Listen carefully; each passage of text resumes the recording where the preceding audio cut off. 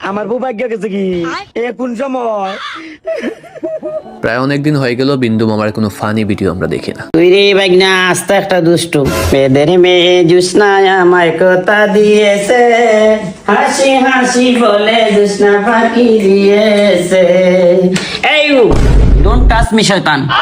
দীপের মৃত্যুর পর থেকে বিন্দু মামার সেরকম কোনো ভিডিওই আমাদের সামনে আসতেছে। ভাইগনা রে তোর কথা বেরোতো আমি মনে হয় তোরে খুব ভালোবাসতাম রে বাবা রে। তাই চিন্তা করলাম পুরাতন কিছু ভিডিওই আপনাদের সামনে তুলে ধরি, মনটা একটু ভালো করার চেষ্টা করি। হাই রে হাই, তোমরা আজকে একটা বিপদ ফালাইলাই আমারে।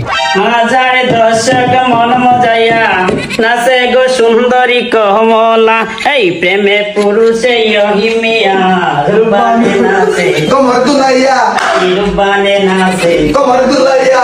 পয়সা রে বসুন আর পারতাম নাই, রাজ্যে রাইতে গেছে যখন মামা যাই। বিন্দু মামার মতো এসে কমেডিয়ান আমি কখনো আর দেখি নাই। বেটা দেখেন খবরটা অনেক খারাপ লাগেন না?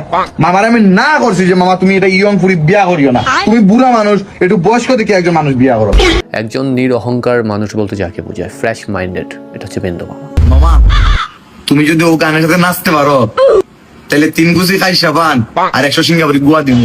জর্দা দিমু সব দিব, সাথে তো চুনও দিব, চুন চুন। পাঁচশোবার এসে গিয়ে আমার আবেগ বুঝছত নি, ওখন আমার আর কেউ এক খাইতে পারতো নাই। এবরা বাগনা ভলিউম বাড়া, এভরিওয়ান দেখিও 1 2 3। পারতাম না নাচতাম বুঝছত নি। তো কে কে চান যে বিন্দু মামা আবারও আগে জায়গায় ফিরে আসুক, আবারও সে ফানি ফানি কন্টেন্ট আমাদের মাঝে উপহার দিক?